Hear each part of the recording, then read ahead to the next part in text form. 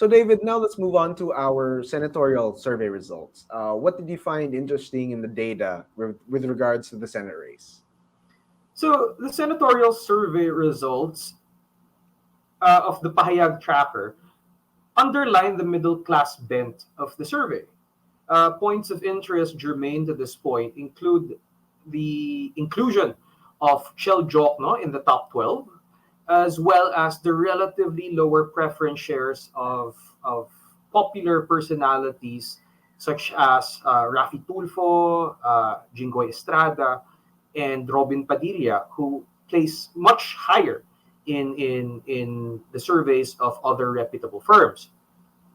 It is also of note that preference shares for senatoriables in the Pahayag tracker are much lower than what is observed in other firms' survey results. It is also of note, another point of interest is that the incumbency advantage of senators seeking re-election, as well as the latent advantages of senators seeking re-election, are still very much present. They are many of the top spots are occupied by senators seeking re-election and senators seeking to return to the Senate.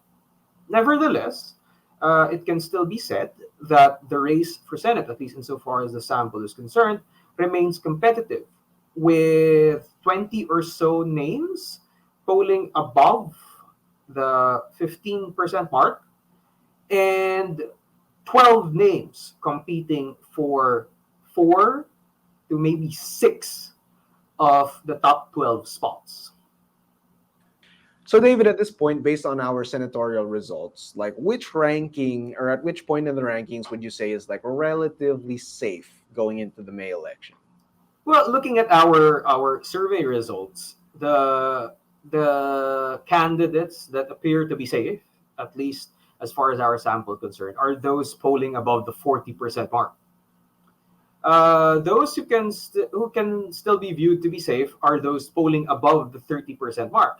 What is happening here is that we are looking at maybe 3 or 4 tiers of competitive candidates, with the top tier occupied by those polling 40% and above.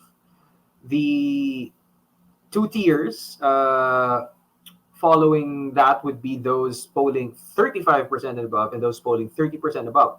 And then you've got a bunch of other names who are within striking distance of the 30% mark, and or can manage to get past that mark in the coming 75 or so days.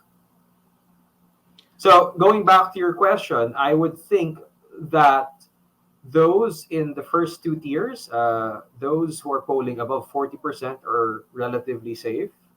An argument can be made that those polling above 35% are kind of safe. And all the other candidates from maybe 15% onwards are still within striking distance